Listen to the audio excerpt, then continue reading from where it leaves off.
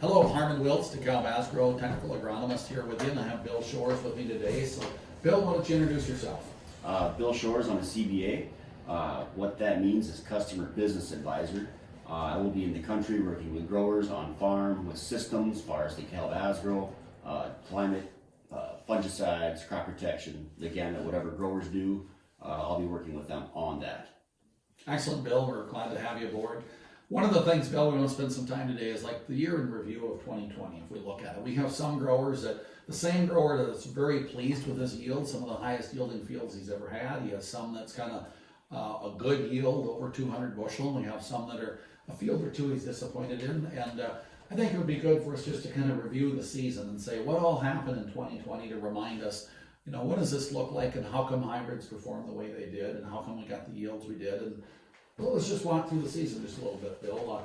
What did you see early in the spring, Bill, as we first started here? Well, we had a few things from last year's tillage. Fall tillage is kind of sneaking up on us a little bit. We had some residue issues. Fields were fit, it seemed like at the beginning, but as they were fit for planting, they were still a little on the cold side in some areas.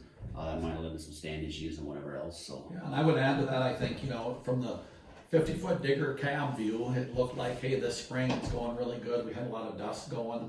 But if you really dove into it and looked at what was happening, the top inch was powder dry and underneath was really wet. And so we're mixing that together. So it looked good from the top. But as you're planting up that 2-inch soil surface, a couple things that I clearly saw is that when you mix powder into the wet muck, you have some seeds that really were kind of not in full good seed to soil contact, good moisture. And so we kind of got in a position where not all of our seeds were nice and even and uniform in moisture. And then, Bill, if I look back at the data using climate field view, we tend to see that after planting, we got really cold for about 10-day stretch in there. So not only did we have some uneven seed to soil moisture, but our temperatures fell too. So obviously it's a little drier at that seed. It's going to be colder yet, even from that aspect. So I think in general we had good stands, but every field that you could go into, you'd see a little bit of up and down unevenness this year. Some were better, some were worse. So I think at that point. Then we got the crop out of the ground, and all of a sudden, guess what? We were hit with a spring frost that we probably weren't expecting that caused some replant in some situations. You can see the low-lying areas of the field, the plants were injured, we lost the top.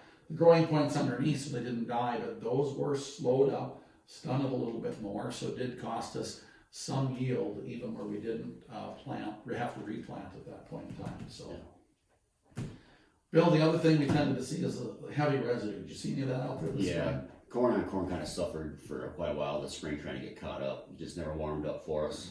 And I think that's one of the factors, a huge factor going into the yield component this fall. Just we never could get going in the spring. It was a slow start, painful start for some of these cornfields. On corn, we had heavy residue issues. Yeah, and you mentioned it last fall. If you think of the season of 2019, we planted really late. We had a lot of vegetation from the hybrids, lots of residue. When we didn't have real good conditions in 2019 fall of tillage, so we had lots and lots of residue on top.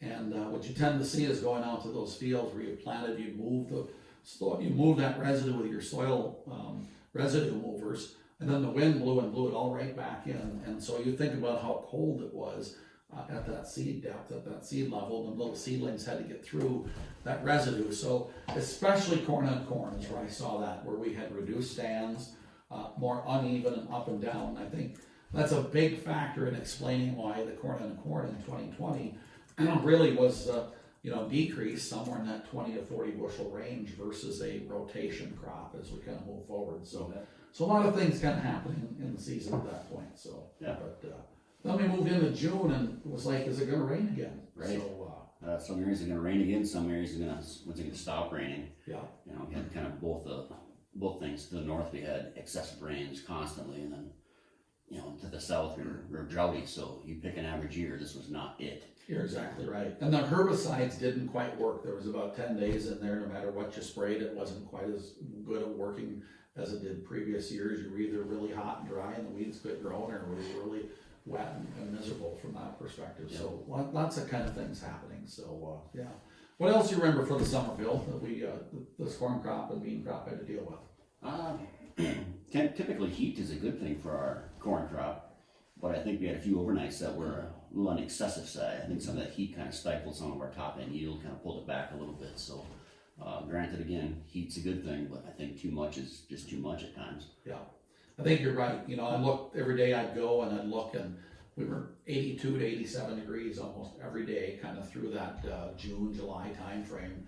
But then the evenings, Right. The corn crop likes some 60-degree weather in the evenings, and there was a stretch in there I was keeping track. We were like 72, 74, 75 degrees at night for almost a week, and I do think that took some yield off the top too, and some of the hybrids didn't handle that quite as well as others. So yeah.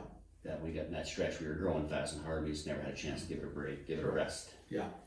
We probably ought to mention the big storms that went through. It seems like we had more storms this year. We, you know, when you have 80-mile-an-hour winds, you are going to have green snap. Some hybrids took it better than others. We had a good chance to look at, you know, which hybrids perform significantly better in green snap situations than others, and so I think that's a consideration. I like to look at kind of a package. I think, you know, you look at the year-end review and you say, hey, planting a package has really been the key. So if I plant 5 hybrids, you know, not all 5 of them are going to be perfect, but maybe one each year is going to be a little less than I expected.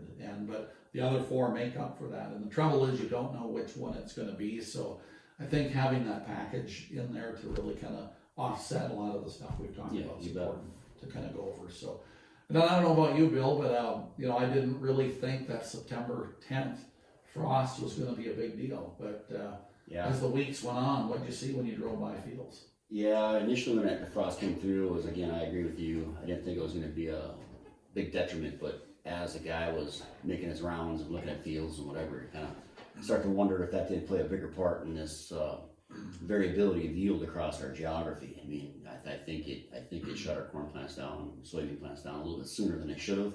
Yeah. I think it kind of played a part in our reduced yields. Yeah. I think, you know, as you, after that, a week or two later, you went out there and you seen them top leaves, all of a sudden were not bright green anymore, and you hold them up to the sun, and you could see that some of the cells in there were dead and gone. And we know that corn to finish strong has to, you know, we need the leaves, the ear leaf and above to really drive yield. So if you're going to burn off some of the cells, some of the leaves in that time frame, you are going to take some of that top yield off. I think that goes into our other discussion too, as that, you know, we had some stalk rots and crown rots this year. Oh, yeah. And so as you burn those top leaves off, guess what the plant's got to do? It's got to cannibalize some of the stalk through the root system to kind of play a role. But I want to go back to that frost. As you know, 3 weeks after the frost, you drive by fields and you could see the low-lying areas were just all dead and brown leaves, and the higher areas were still green. So it definitely took off some top-end yield at that point in time. Yes. So, yeah. Bill, anything else for the season you want to kind of throw in there? I think we kind of covered a lot of the bases, a lot of things we were dealing with this summer, but there's still more to figure out, and as we continue on, we'll hopefully kind of develop some kind of answer. Yeah, and each and every year is different. We had a nice long growing season this year that made tremendous yields that we had across the geography, but there are some differences. I would maybe throw the other one in there, fertility. And you know, with some of the yields we have some, you're kind of right on the edge of your fertility program, and you're going to start to see some stalk rots and cannibalizations and so forth from that standpoint. So I think at the end of the day, Bill, lots of things happened in 2020. The corn crop stood for the most part, and we created some pretty good yields. So the message from me probably is continue with that package, look at multi-year data, what hybrids have done for you, and plan a solid package. So thank you.